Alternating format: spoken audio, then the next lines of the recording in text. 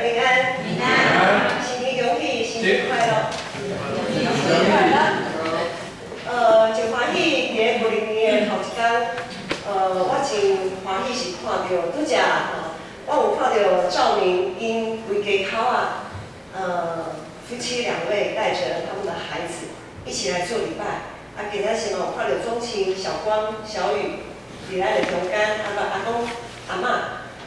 我不晓得对伫咧咱较老一辈的信徒，是不是有有即种的想象，就是我会当和我的子孙做伙伫新村做伙来礼拜。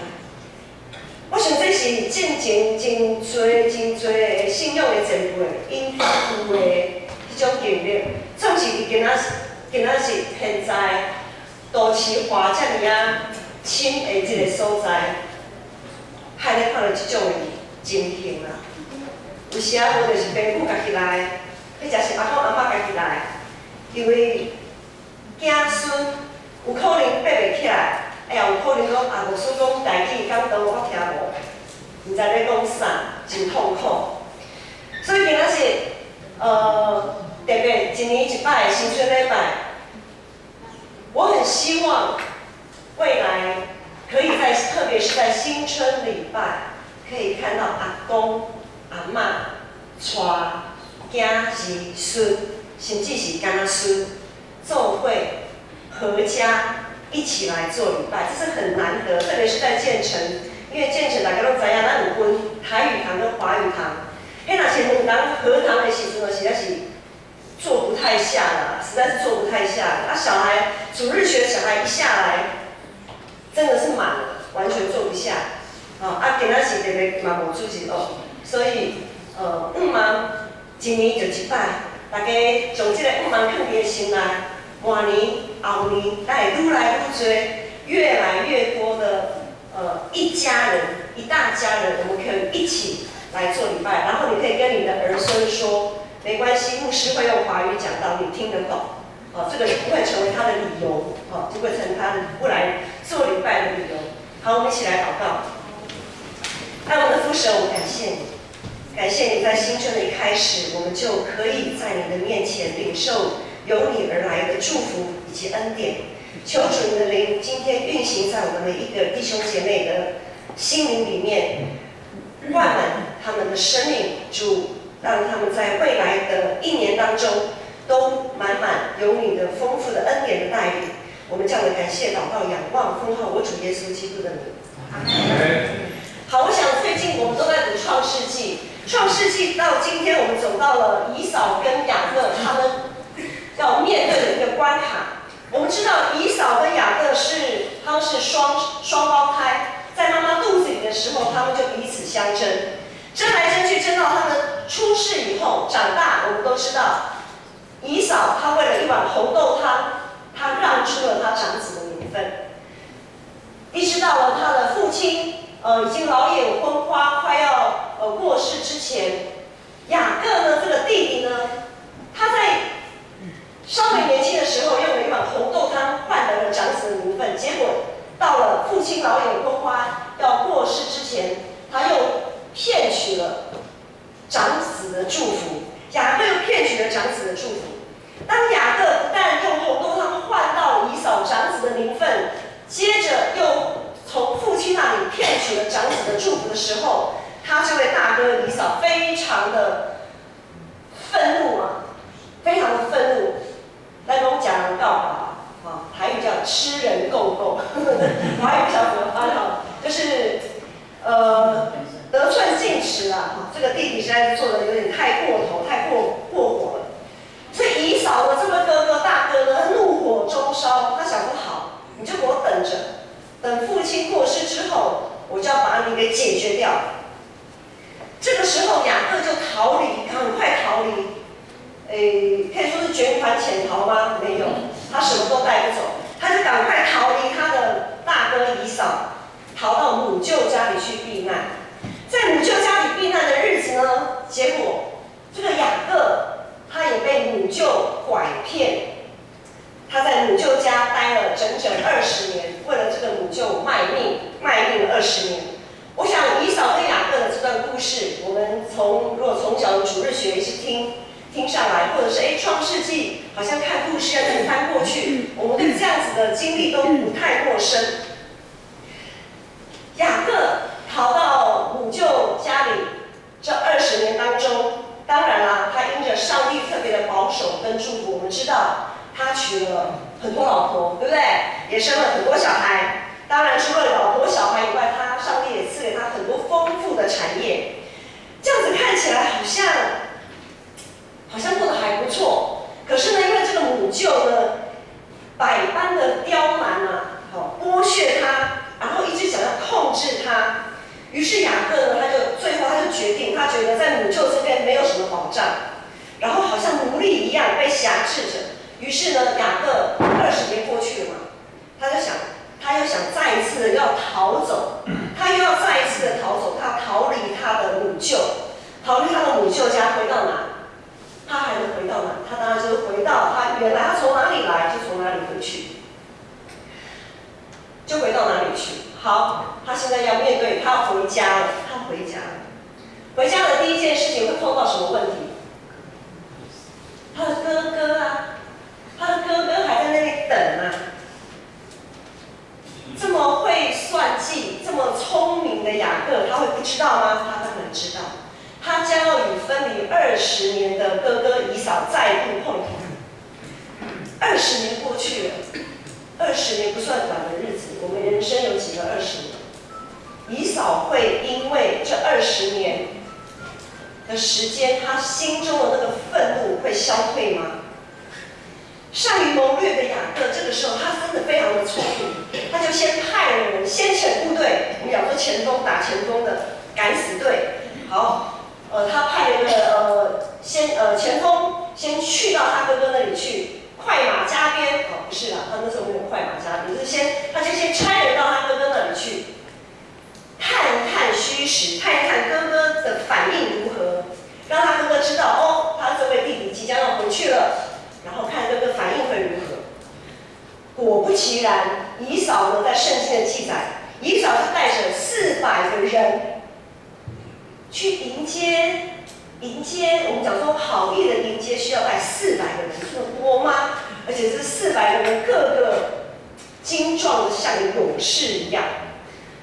哇，这个想当初啊，亚伯兰为了救被掳走的罗德，我们之前有讲嘛，罗德他那个时候被亚伯拉罕的侄儿被掳走的时候，亚伯兰带了318名的精壮的勇士去营救他，剩下的以扫带着400个人，不怀好意吗？不知道，圣经没有讲，但是这400个人已经把雅各吓到腿都软了。雅各真的是大难临头了。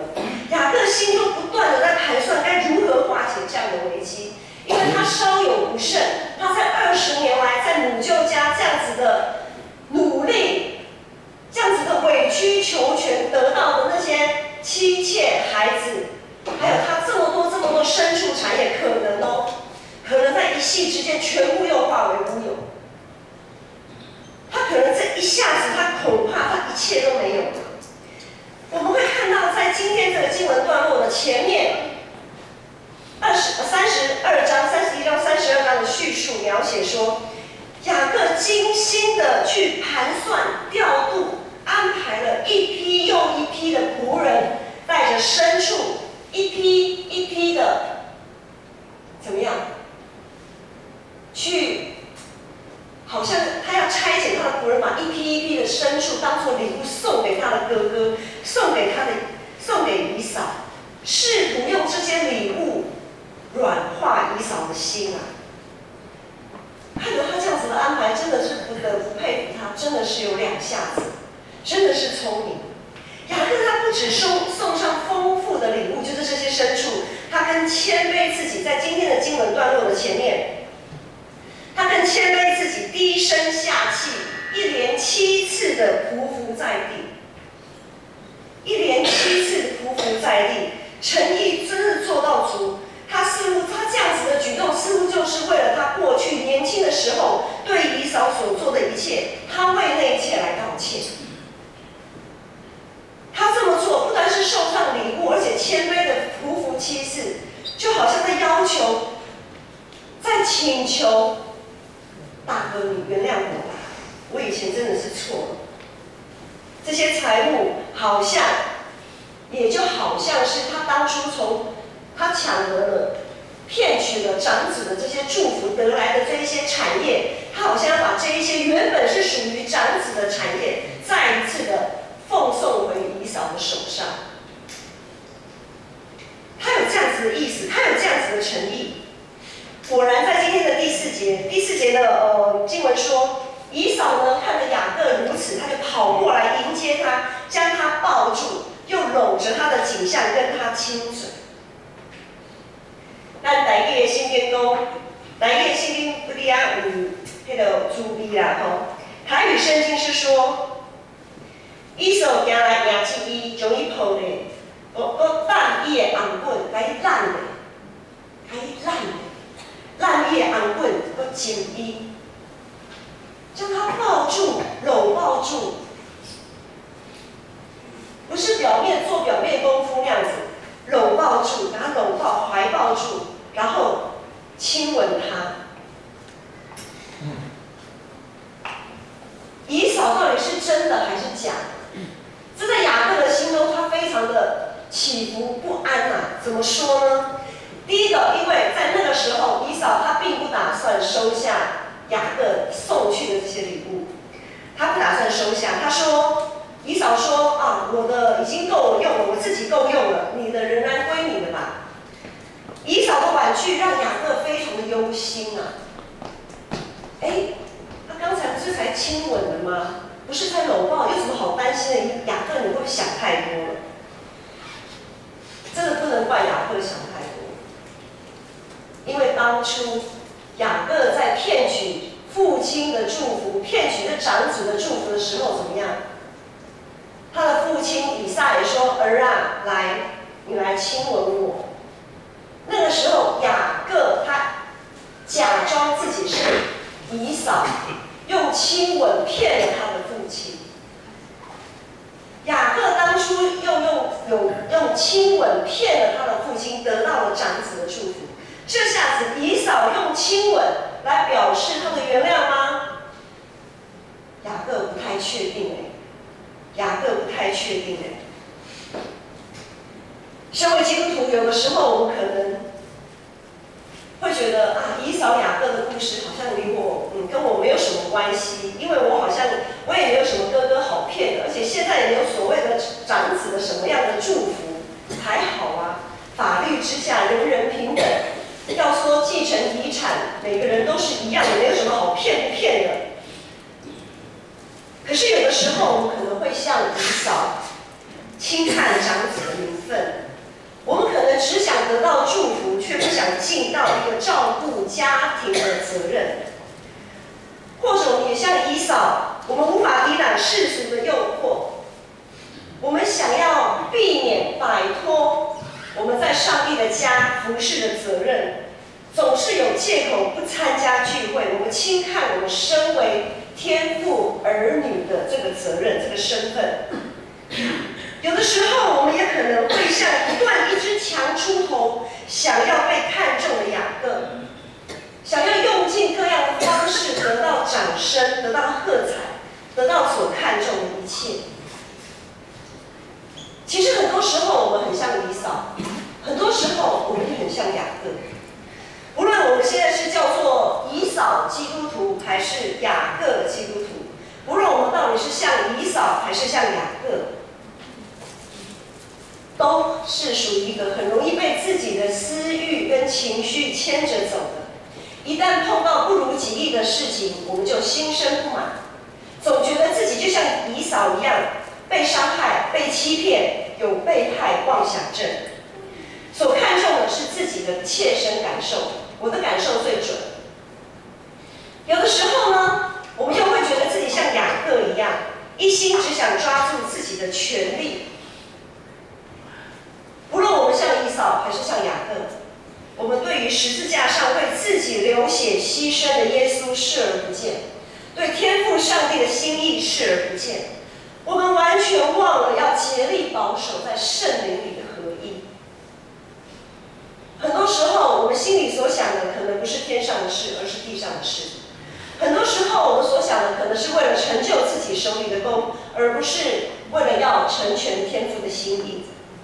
我们很多时候，我们并不想积攒财宝在天上，只想积攒财宝在自己的手上。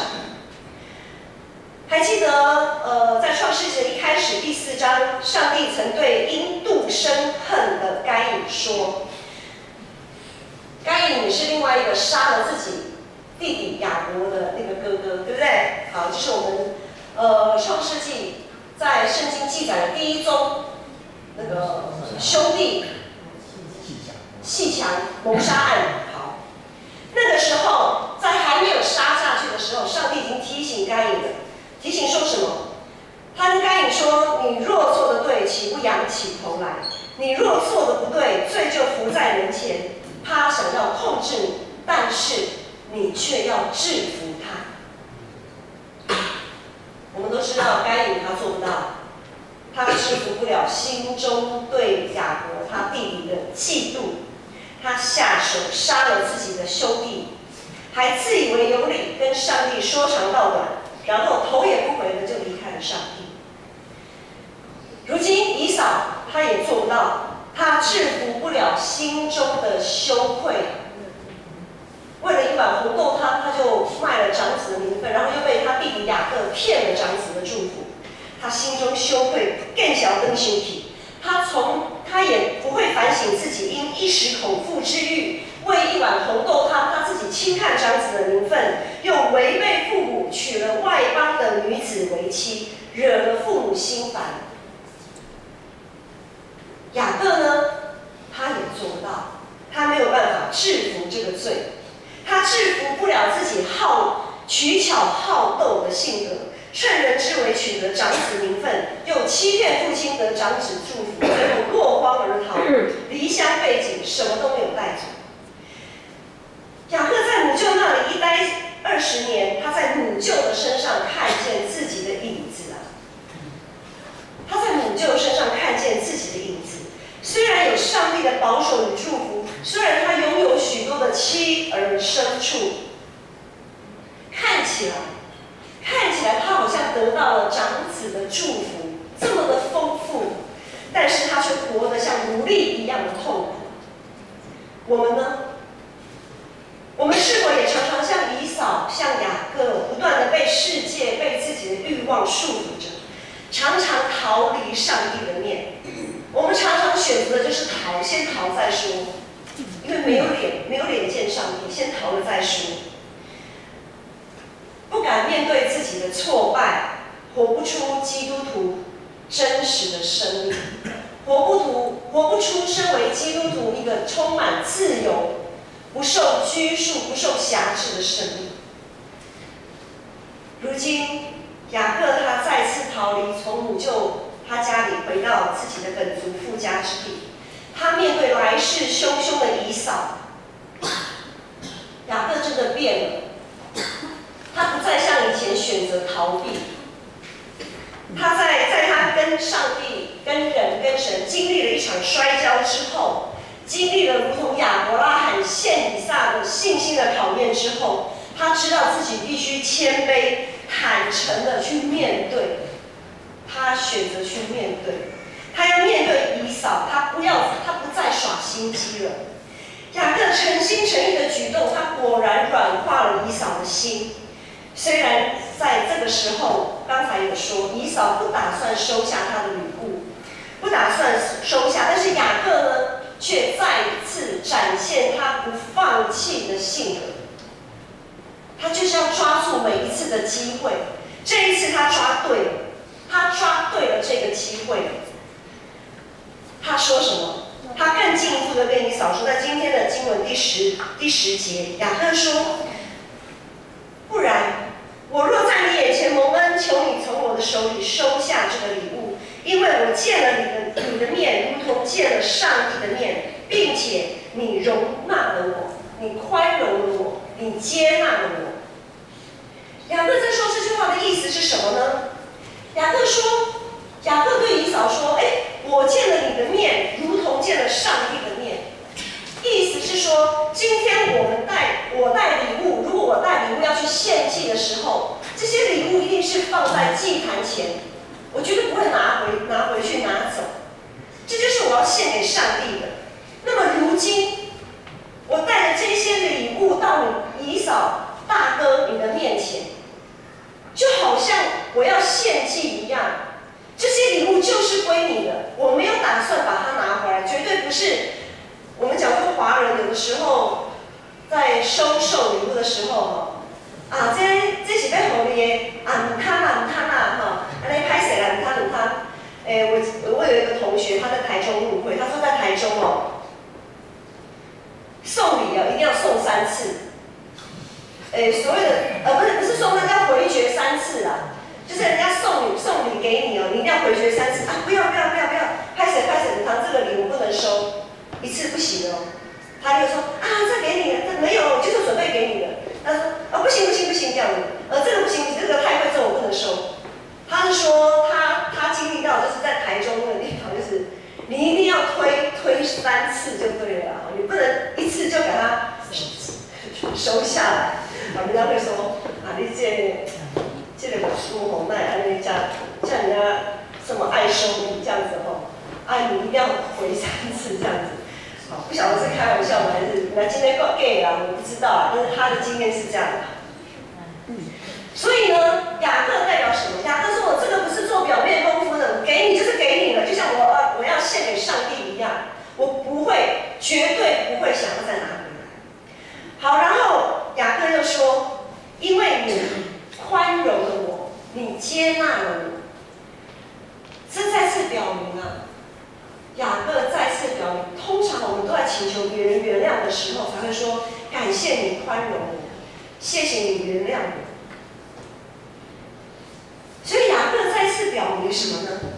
他表明这些礼物绝对不是烟雾弹，也绝对不是好像要你拿人手短吃人嘴软这样子，他是真诚的为了他过去所做的一切，求以扫，求他大哥的原谅，寻求他大哥的谅解，也借此再一次的确认，大哥你刚才那样子拥抱我、亲吻我是真的，你是真的原谅我，你是真的原谅我。他等于是用他大哥的行为，他再一次的用他的话语去确认这件事情。他要确认以扫真的是也打从心里原谅他。所以在第11节他说，请你收下吧，请你因为你宽容我，是因为什么呢？这些礼物这么多丰富的礼物，绝对不是我雅各多么的厉害，这些东西绝对不是我赚取的，不是因为什么，而这些都是因为上帝恩待我。11节说，由你受我带来给你的美物，因为上帝恩待我，给我成就。雅各跟以扫说，因为这些礼物是因为上帝的恩典，所以呢，你收下这个礼物绝对不是因着好像收了我雅各的恩典，你不是收了属于我雅各的礼物，而是收了属于上帝要赐给你的礼物。而这些礼物也是当初你是长子，你本来就该得的，就是上帝借由这样子的方式赐给你的。雅各真的是他的智慧用对了地方，他也抓取到了一次非常好的机会。总算雅各靠着上帝的保守，总算解开了他们这20年来他跟他哥哥以扫之间20年来的心结。这2位都是从应许而来的兄弟，都是亚伯拉罕的后裔，他们总算可以心无挂碍的继续走他们各自人生的道路。在马太福音第5章23到24节说，你在祭坛上献礼物的时候，若想起弟兄向你怀怨，就把礼物留在坛前，先去同弟兄和好，然后来献礼物。耶稣已经亲自代替我们当作活祭奉献在祭坛前，让我们可以跟父神上帝和好，以至于我们也可以彼此相爱，彼此和好。因着耶稣基督，我们都是亚伯拉罕的后裔，都是蒙爱的、蒙拣选的儿女。如今，雅各与以扫之间的是非，不由我们分说论断。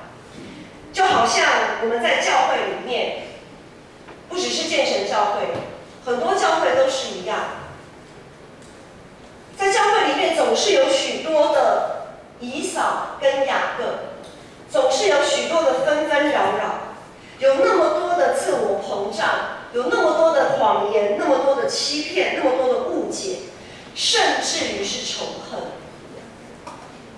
在教会里，不只是以扫有雅各，还有数也数不清的审判官，就是第三者看着的人。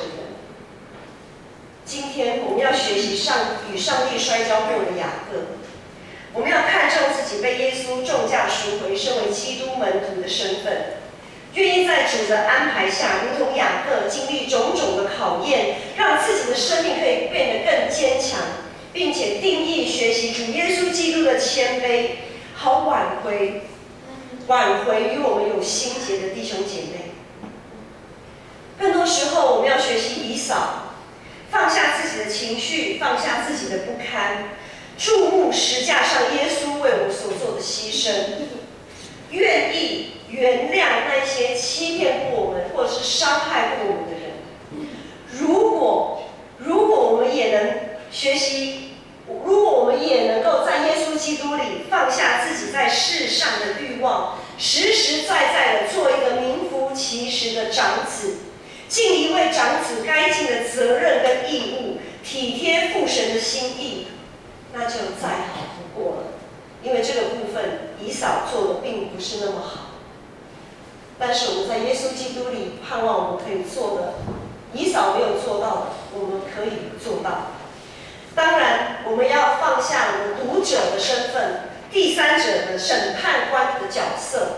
很多时候，我们像是审判官，看着以扫、雅各在那边吵吵闹闹，彼此不和。我们在这个时候，我们要放下这样的角色，为自己、为以扫、为雅各能够重新和好，付上祷告的代价。安静等候，不要在火上加油。我们要像农夫一样忍耐等候春雨秋雨。弟兄姐妹，很多时候我们都会希望有一位雅各能够先向我们示好，先向我们低头，因为很多时候我们都觉得错不在于我，或者是又不是我先的，是某某人先的，然后我才怎么样的。在新的一年，这段经文对大家说话，上帝对大家说话。我们是否愿意在新春一年的开始，向上帝来立志？我们要和耶稣一同受苦，也必和基督一同得荣耀。我们都是和上帝摔过跤的人。一个认真在做基督的门徒的基督徒，一定都跟上帝摔过跤。我们都知道，我们自己再怎么自以为义，都是一群蒙恩的罪人。所以我们要在耶稣基督里谦卑自己，承认自己的确有所闪失，我们的确也有做得不好、做得不够的地方。我们愿意在主的面前献上自己，当作活祭，献上这用耶稣基督宝血所赎回的生命，当作寻求和解的礼物。我们要把自己献上，当作寻求和解的那个礼物。求主耶稣为我们预备一个好的机会，让我们可以像雅各与以扫一样重新和好，竭力保守在圣灵里的合一，竭力保守在圣灵里的合一。马太福音5章9节说：“缔造和平的人有福了，因为他们必称为上帝的儿子。”我相信也有人反对、否认我们是上帝儿女的这个身份。我们都是属于上帝的儿女，所以我们都能怎么样？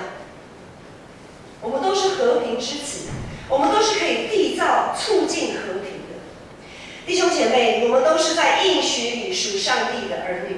虽然有的时候我们可能会像以扫，有的时候我们可能会像雅各，或者是我们是那一位看好戏、自以为是判官的人，以至于让我们可能在这个过程当中，我们偏离了上帝蒙福的道路。但如今我们有一位中保耶稣基督，更有圣灵保惠师成为我们随时的帮助。只要我们愿意在耶稣基督里谦卑自己，愿意在耶稣基督里放下自己，愿意诚恳地面对自己，面对彼此过去的心结，就必能在耶稣基督里缔造真实的和平。我们一起来祷告。爱我们的父神，我们感谢你，感谢你赐下以马内利的主与我们同在，赐下圣灵保惠师成我们的帮助，愿我们能在新的一年，一天新似一天，我们每一个人都可以挣开过往的枷锁，成为和平之子，成为蒙福的儿女，在耶稣基督里破镜重圆。我们将祷告、感谢、仰望，都是奉靠我主耶稣基督的名。现在有信息300